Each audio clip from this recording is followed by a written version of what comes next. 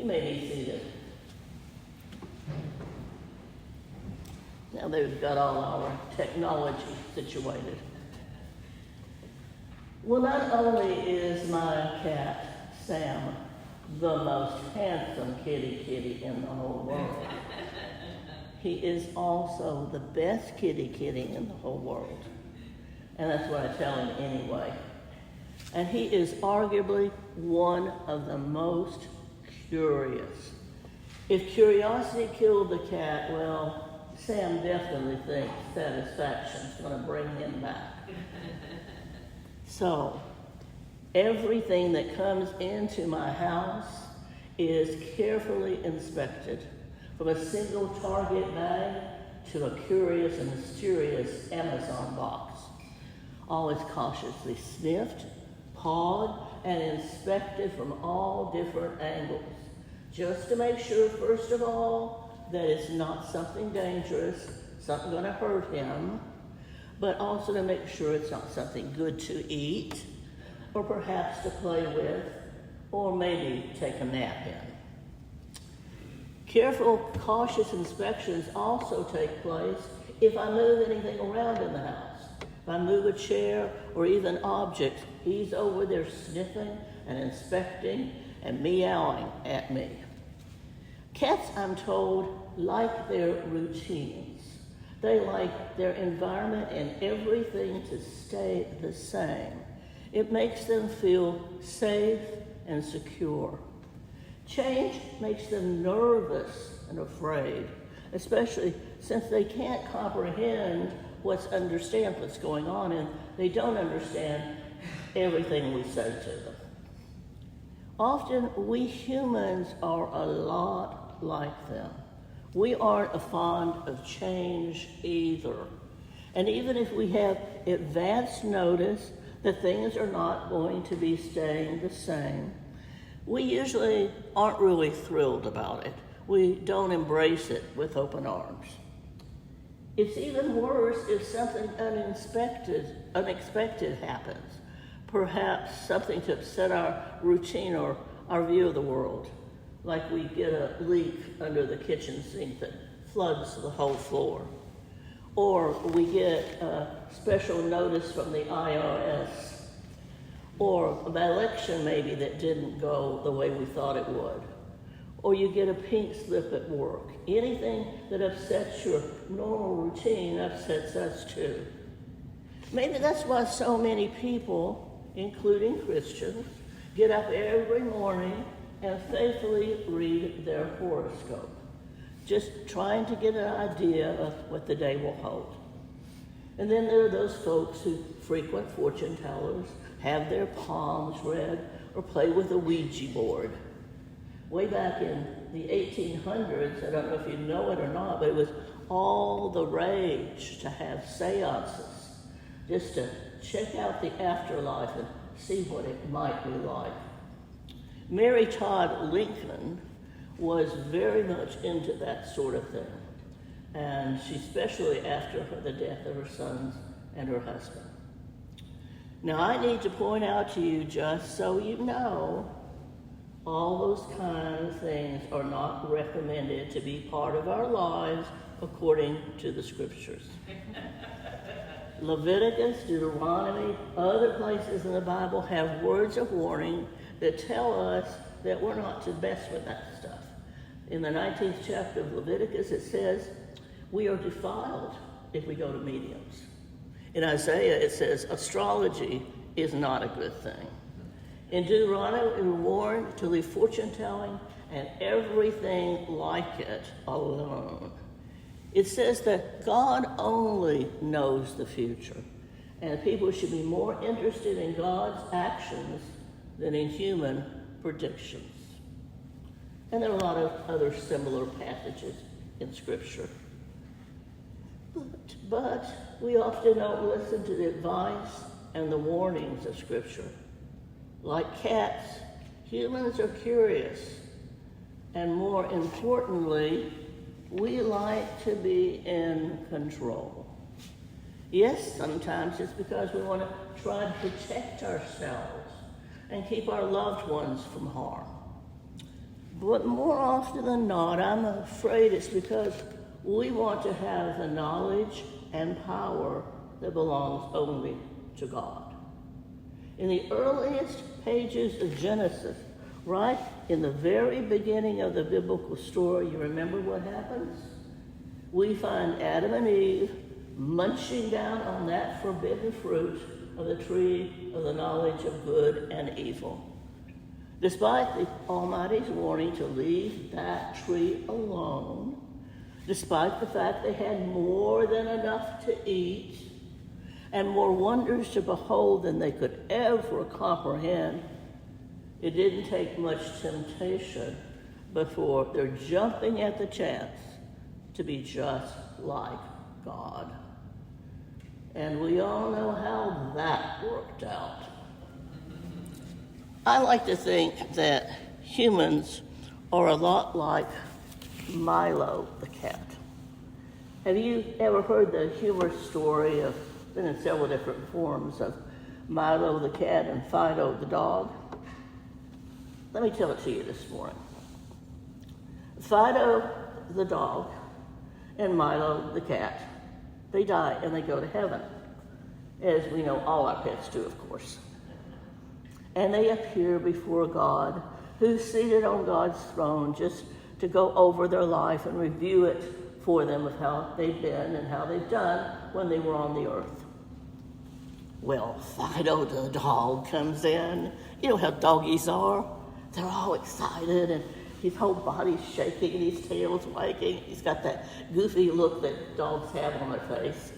He's just so excited to see God. Oh. And the Almighty looks at him and says, "Oh, Fido, it's so wonderful to see you. You were such a good doggy when you were on the earth. You were loyal and trustworthy and loving and kind, always nice to other doggies and even cats and squirrels and other creatures. Always trying to do your best to please your master and listen for their voice, doing whatever was asked of you to the best of your ability. Go right on into doggy heaven. We have a special place just for you." And it's Fido the dog, so excited and marching through the pearly gates. Milo the cat comes slinking up in that arrogant way that cats have.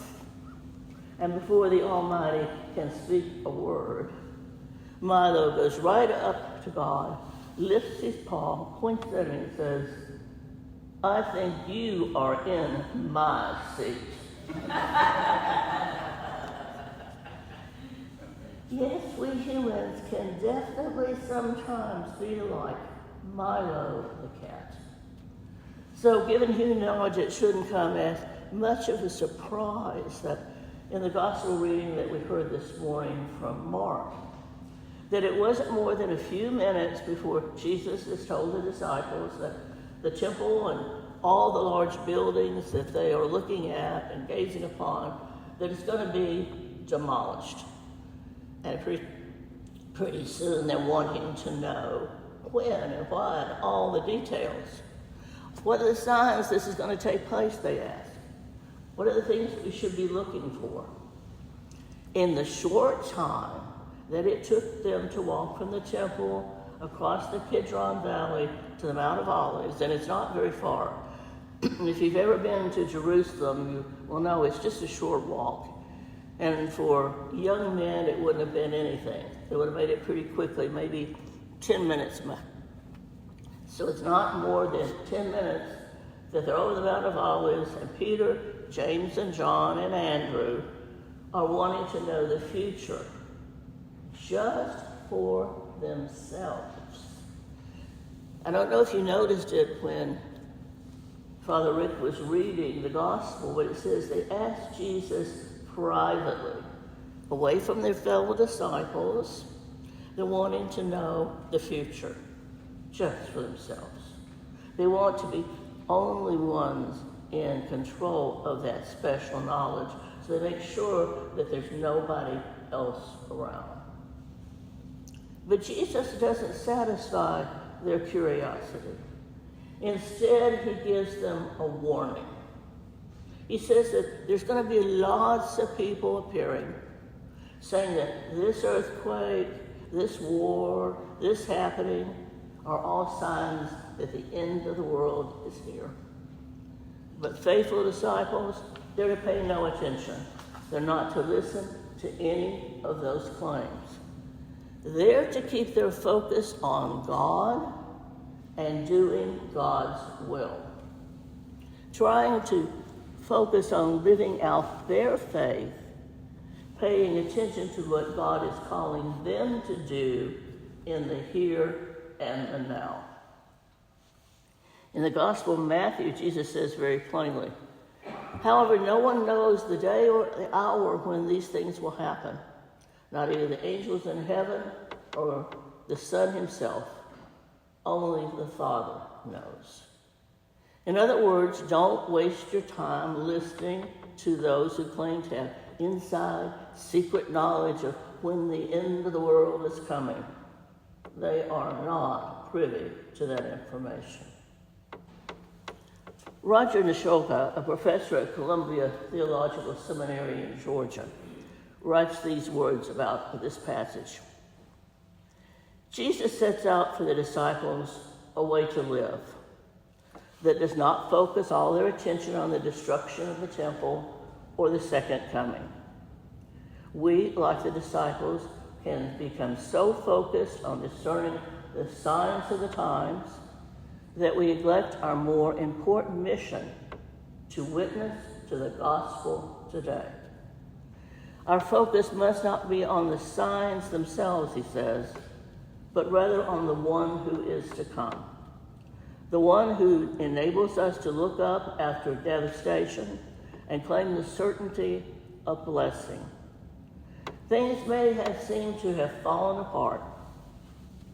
It may appear that anarchy has been loosed on the world. And sometimes we got to remember that nevertheless the center will hold. And much to our amazement, we will discover that we have much faithful work to do.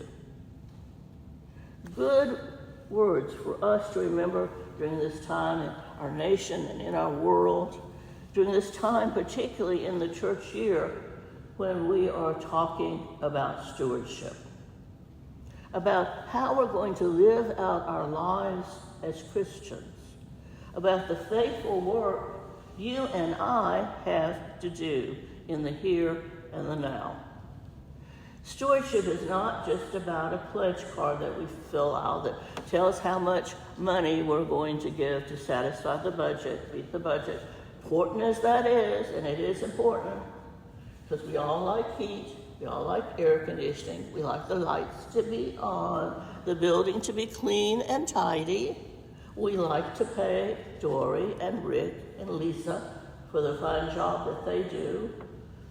And we support programs that give substance to our faith. But stewardship is also not just about the money, but about giving serious thought to how we're going to live out the precious moments, and they are precious, moments of our lives during the coming year. Where will our focus be? Will it be on living out our faith on a daily basis, or will we be focused on lesser things? Will we spend time each day with God, intentional quiet time, praying for ourselves, praying for others, praying for our world? Will we read Scripture faithfully, or devotional materials, or take advantage of anything that helps us grow in our faith? Will we listen all through the day, not just for the 5 or 10 minutes in the morning or in the evening? Will we listen for God's guidance and for God's voice? We'll be regular and consistent in our worship here, gathering with the body. There's a special spirit, I think, when we're all gathered together. Even if our knees hurt and our back ache and it's raining, or it's cold, will we still venture out and come and be with the body? Will we help others? Will we find worthwhile projects to witness to our faith, to help other people, like Fish, Martha's Kitchen? I know we could use some help, couldn't we? We could use some more help there, and I know that Justice Knox and Family Promise and other worthwhile ministries could use our help too. Stewardship, when it comes right down to it, is really a question of where we will spend the moments of our lives. Will we spend them trying to be God or acting like we're already God?